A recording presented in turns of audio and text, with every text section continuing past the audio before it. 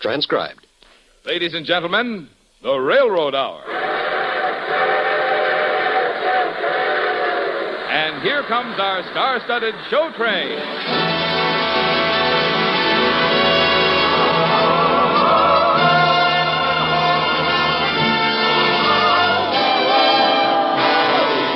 Tonight, the Association of American Railroads presents the Lawrence and Lee operetta Annie Laurie, starring Gordon MacRae and his guest, lovely Lucille Norman. Our choir is under the direction of Norman Luboff, and our music is prepared and conducted by Carmen Dragon. Tonight, another memorable play with music is brought to you by the American Railroads, the same railroads that bring you most of the food you eat, the clothes you wear, the fuel you burn, and all the other things you use in your daily life. Now, here is our star, Gordon MacRae.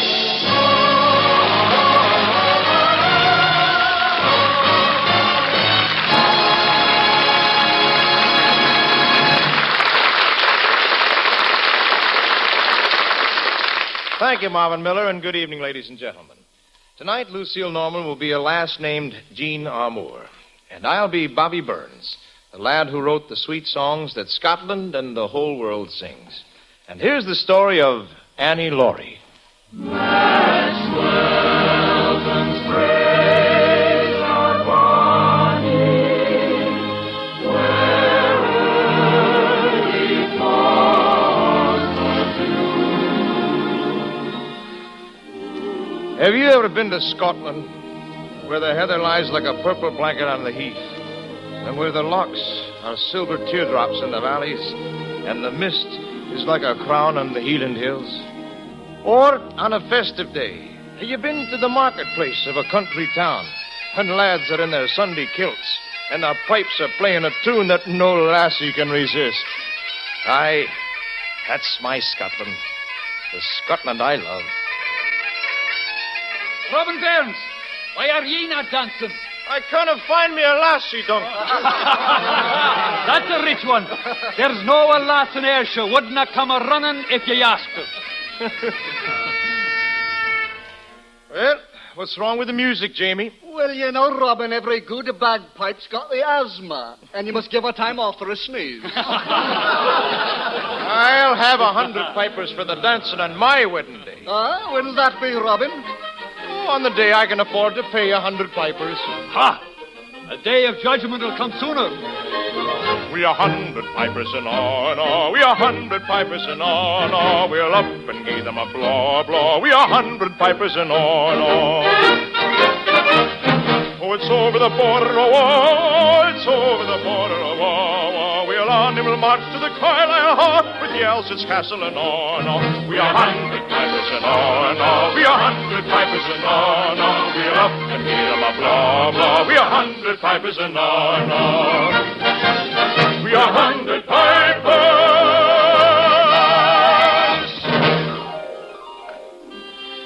Good day to you, Robin Burns.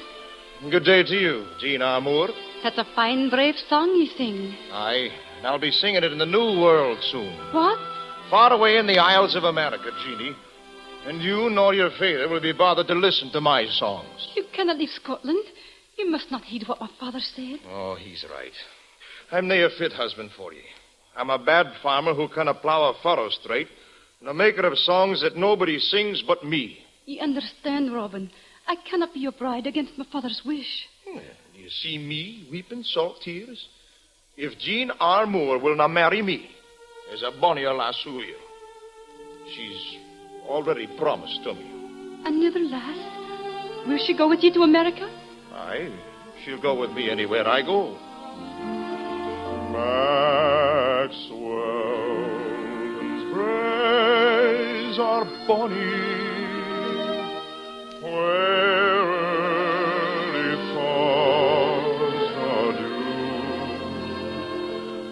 and 'twas there that Annie Laurie gave me her promise true. Gave me her promise true, which ne'er forgot will be.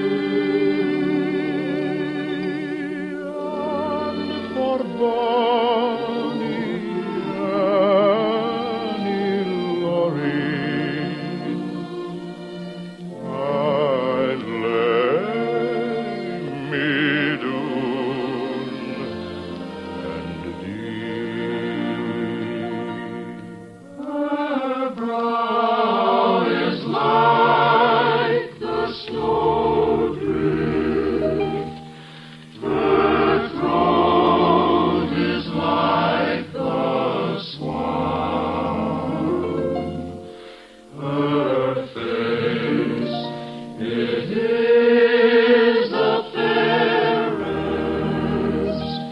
that e'er the sun shone on. That ere the sun shone on, and dawn is hurry,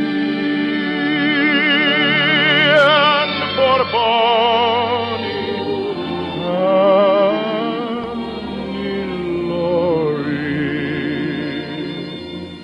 I'd let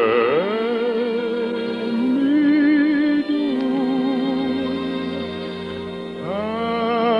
and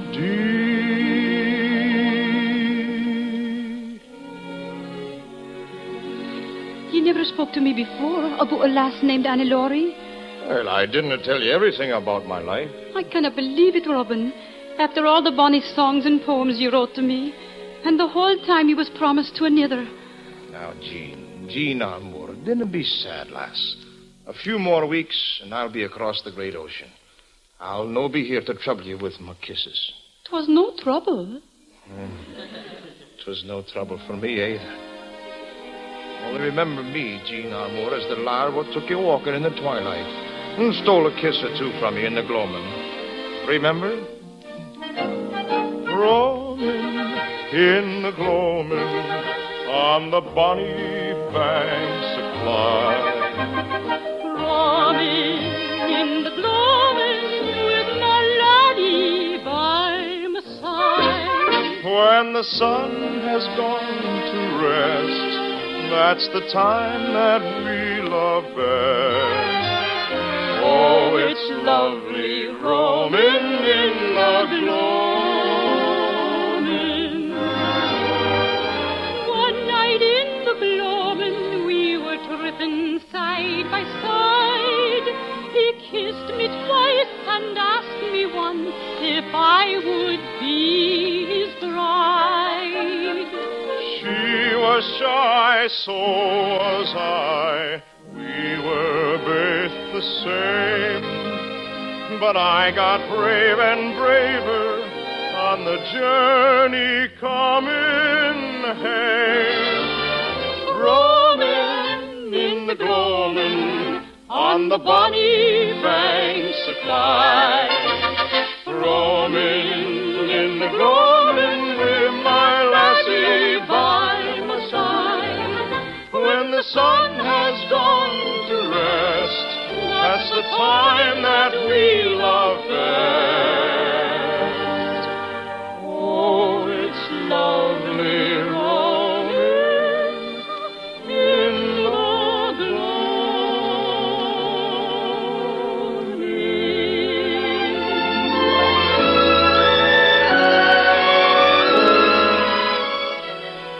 gloaming. Well, 'tis all past now, Jean.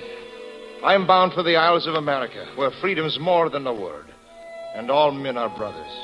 Or so I'm told. Will I not see you again, Robin Burns? Scotland will not see me again, Jeanie, when the wind is in the shoulder of my sail. Farewell, Jean. Farewell.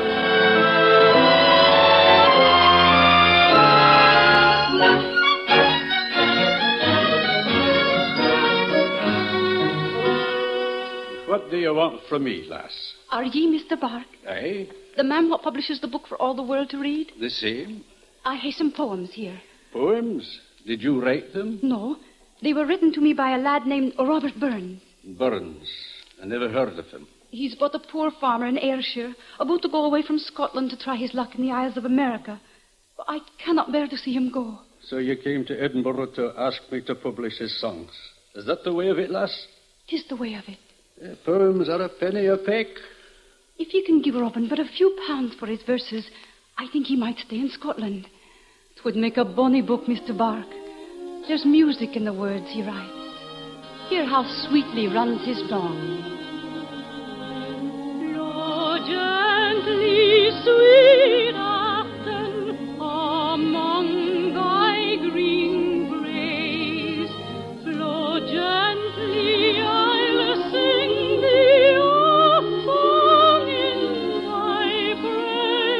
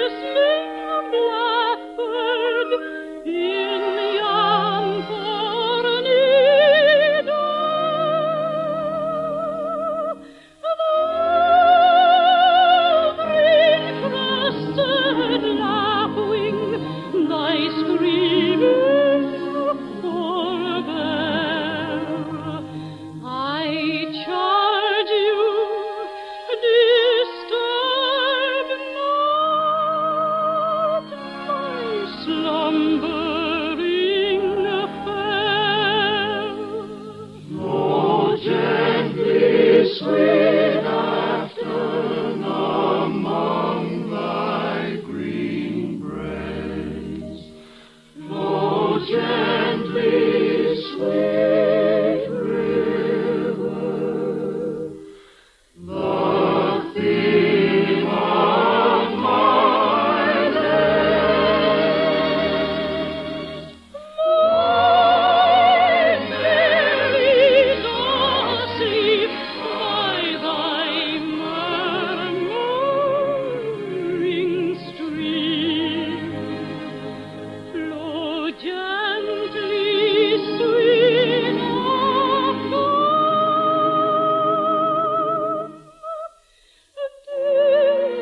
Disturb not her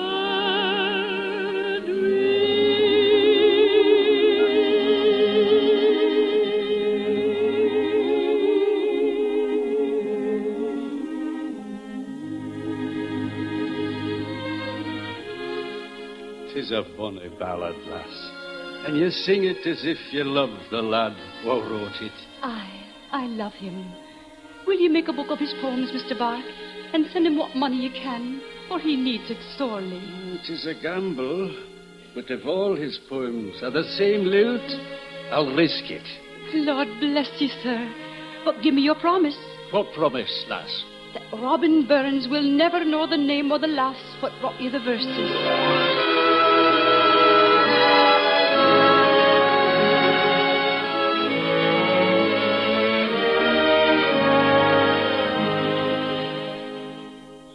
Goodbye, good Jamie. My ship is waiting. I cannot see you go, Robin Burns. My bagpipes will play naught but a sad song after you leave the shores of Scotland. Well, Jamie, each man must travel his own way, and often the paths go wide apart. But there's comfort in the knowing that every road that leads away from Scotland also leads the way back to it again. By yon bonny banks and by yon bonny braes, where the sun shines bright on Loch Lomond, where me and my true love wherever wound together, on the bonny, bonny banks of Loch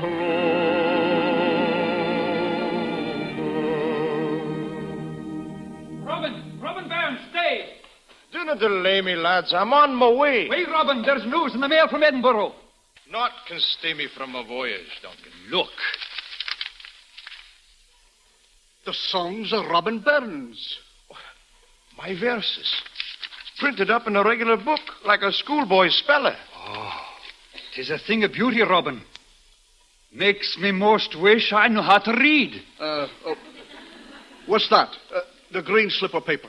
Why, it's a bank draft. For £20. Robin Burns, you're a wealthy man. Nay, Duncan. But will pay my debts, almost. But where did they find my verses? Oh, no miracle that. Every lad and lass in Ayrshire knows your songs. The letter. What's in the letter, Robin? Why, 'tis from the man who made the book. Aye? He wants me to come to Edinburgh. He says the city's agog with my poems. I'm a famous man, he says. You canna leave Scotland now, Robin. Nay, you must not run off to the Isles of America now. You're right, Jamie. I'll no leave Scotland. I'll take the hero to Edinburgh.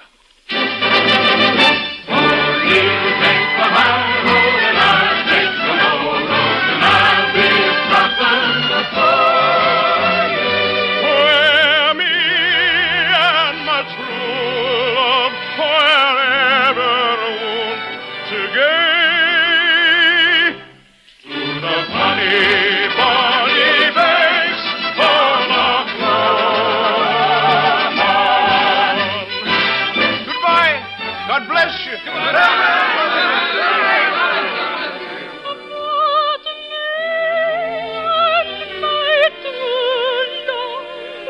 We'll never meet again.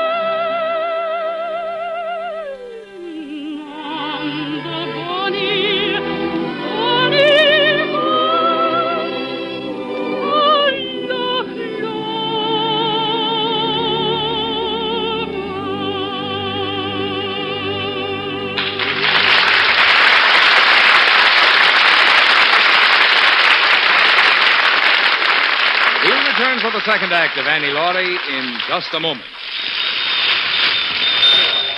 Quick, men! Over here with the hose! Those buildings are already gone. Let's try and stop the fire here! Hurry! Hey, what's happened to the water? It stopped. The wells are dry. The water's gone. The whole business district's gone for sure, then. Can't stop this fire now. Wait a minute. There's a break coming. Maybe we can stop it. And stop it they did, and just in time, too. For 3 buildings in that small Midwestern community had already been destroyed by a fire raging out of control. The whole business district was threatened. Yet in a matter of minutes, the station agent stopped the fast freight train, and more than 15,000 gallons of water from the locomotive tender were poured on the blaze, and the fire was stopped, thanks to the local station agent and the train he flagged down. In similar emergencies in many parts of the country, the railroads have pitched in to help the neighbors along their right-of-way, fight fires, and maintain vital water, heat, and power supply. In an eastern city, for instance, when a factory boiler broke down and stopped production, a locomotive was switched in to power and heat the plant. In another city, when local power failed, a locomotive was rushed in to keep a hospital's essential services in operation. When the water supply failed in still another city, a locomotive was put to work, keeping the water pumps going until repairs could be made.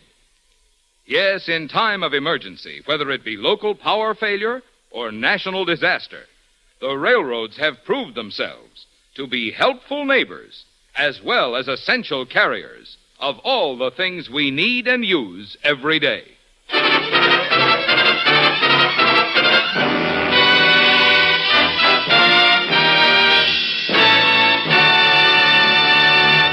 Now, here is the second act of the Lawrence and Lee operetta, Annie Laurie, starring Gordon MacRae as Robert Burns and Lucille Norman as Jean Armour, with Katie Lee as Katie Bark.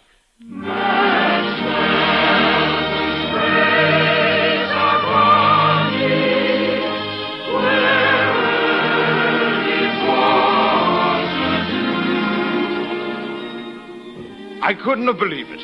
The poems of an airship plowman swept through Scotland like a blaze. In Edinburgh, it seemed everyone wanted to meet me and to shake my hand. I, poor rhymer Robin, even dinnered wi' a lord. Do you think it turned my head? I might, perhaps. But I ne'er forgot the lass who owned my heart. And for bonny Annie Laurie, I'd lay me down and I know her. What? How's that, lass? I know you're Annie Laurie. You do? Who is she, then? My father knows her, too. It was my father who published your poems. Aye? And if you'll forgive a plain girl for speaking her mind, I fell in love with the first line I read of your book. Oh, thank you, lass. Could your Annie Laurie be like this melody, good Robin Burns? If I had a ribbon bow to bind my hair, if I had a fancy sash, me ain true love, he'd treat me fair. Then he would go to Ayrshire, a logging on the rye. He'd bring me back with his 2 hands a very fancy prize. If I was like the city born, all fair and smart, there's not a lad in all these parts who'd know my heart. Then I would go to Ayrshire, where all the lawin' go. I'd knock about in settlements, wearing furrin clothes. If I had a ribbon bow to bind my hair, if I had a fancy sash, me ain true love, then he'd treat me fair.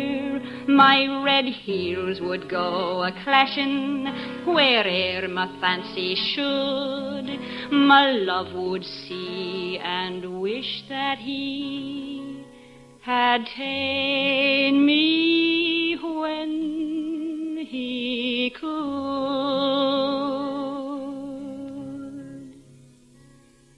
If I just had a ribbon bow for to bind my hair. You don't need a ribbon bow to find your own true love. But if my love is a poet? A poet? Poets are a faithless lot. Hey, not to do with poets. You're faithful to your Annie Laurie. Aye, but that's different. You think you know my Annie Laurie? She came to my father's house late of a night with a satchel full of poems. With poems, you say? It was she who begged my father to make 'em in a book. And what did she look like, Katie Bark? Oh, I didn't see her, Robin. But she had a voice like a thrush in the spring. It was she who brought my poems. Aye, 'twas your Annie Laurie. I didn't trust the truth in that, Kate.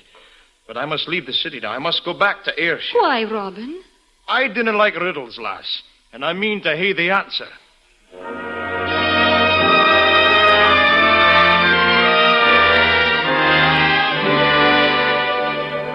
Duncan, me lad. Welcome home, Bobby Burns. Have you seen Jean Armour here about, Duncan? Jean Armour? She wilted like a flower, Robin, since she went away. Nay, he no see her.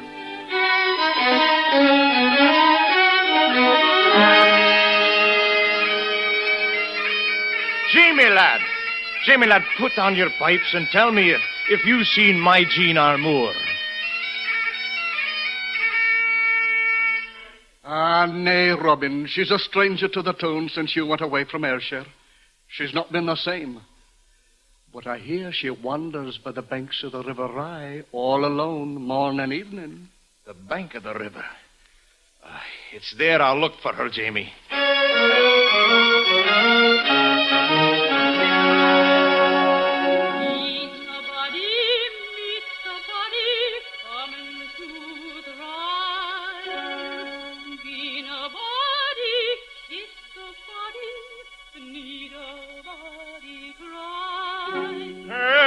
Lassie has her laddie, nay, say, hey, I. Yet all the lads, they smile on me when coming through the Rye. Oh, Robin, is it you? I never thought I'd see your face again. Tell me, Jean Armour, who was that took my poems to the publisher? I dinna ken. 'Twas a lass who came by stealth at night. By stealth, you say? Aye, and who sang like the thrush in springtime. It was you, Jean Armour. No. It was.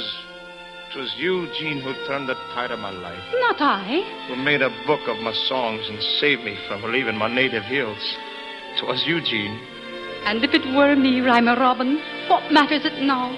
Your heart is promised to another. Another? To Annie Laurie. Oh, Jeannie. Did you never guess? There is no Annie Laurie. She's no one and everyone. The dream of perfection in every laddie's eye is Annie Laurie. And every lass who makes a lad to count her kisses more than her wealth. Her name is Annie Laurie, too. And if your father will pay a poet for a son, I'll kiss my Annie Laurie. And her name is Jean Armour. Oh, Robin. Give me a promise, Lord, which never not will be. And for money, Annie Laurie,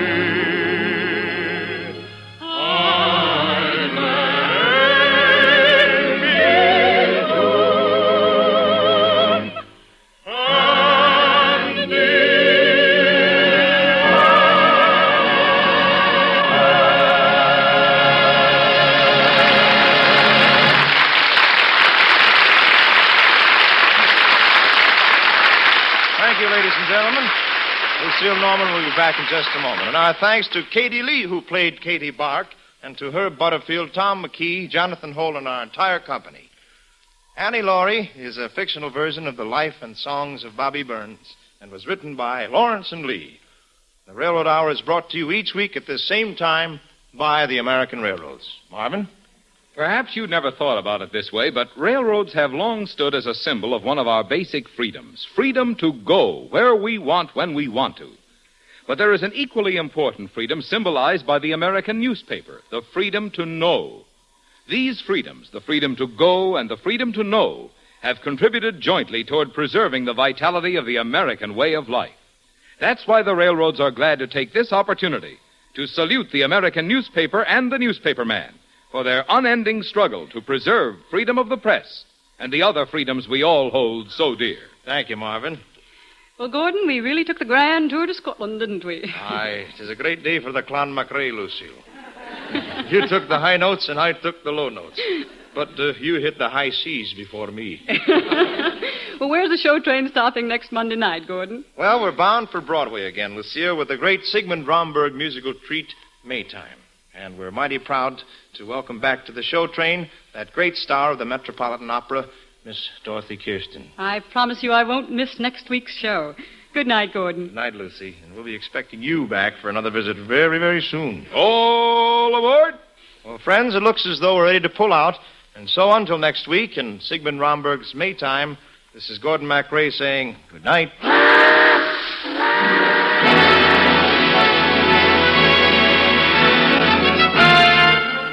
Gordon MacRae appeared through the courtesy of Warner Brothers, producers of Our Lady of Fatima. Our choir is under the direction of Norman Luboff. Our music is prepared and conducted by Carmen Dragon. This is Marvin Miller saying goodbye until next week for the American Railroads. Now stay tuned for your Monday night of music on NBC. Transcribed. The Pacific Telephone Hour is next on NBC.